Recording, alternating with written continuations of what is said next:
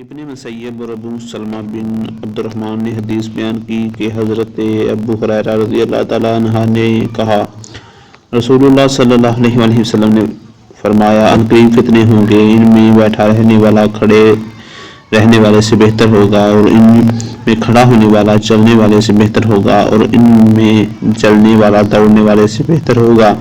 جو ان کی طرف جھانکے گا بھی وہ اسے اوندا کر دیں گے، اور جس کو ان کے دوران میں کوئی پناہ گاہ مل جائے وہ اس کی پناہ حاصل کر لے۔ صحیح مسلم 7247۔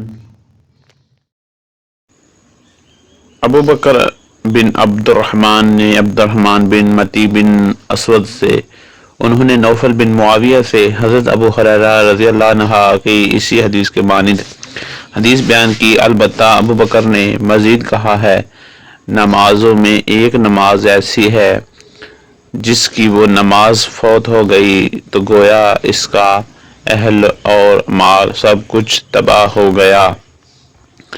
صحیح مسلم حدیث نمبر 7248۔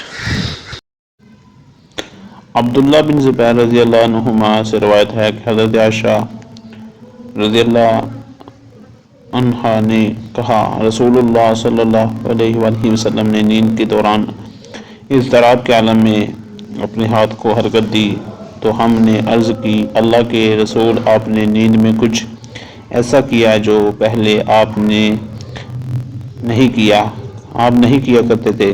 تو آپ صلی اللہ علیہ وآلہ وسلم نے فرمایا، یہ عجیب بات ہے کہ آخری زمانے میں میری امت میں سے کچھ لوگ بیت اللہ کی پناہ لینے والے قریش کے ایک آدمی کے خلاف کارروائی کرنے کے لیے بیت اللہ کا رخ کریں گے، یہاں تک کہ جب وہ چٹیل حصے میں ہوں گے تو انہیں زمین میں دھسا دیا جائے گا۔ ہم نے عرض کی، اللہ کے رسول، راستہ تو ہر طرح کے لوگوں کے لیے ہوتا ہے۔ آپ نے فرمایا، ہاں، ان میں سے کوئی اپنی مہم سے آگاہ ہوگا، کوئی مجبور اور کوئی مسافر ہوگا، وہ سب اکٹھے ہلاک ہوں گے اور قیامت کے روز واپسی کے مختلف راستوں سے نکلیں گے، اللہ انہیں ان کی نیتوں کے مطابق اٹھائے گا۔ صحیح مسلم حدیث نمبر 7244۔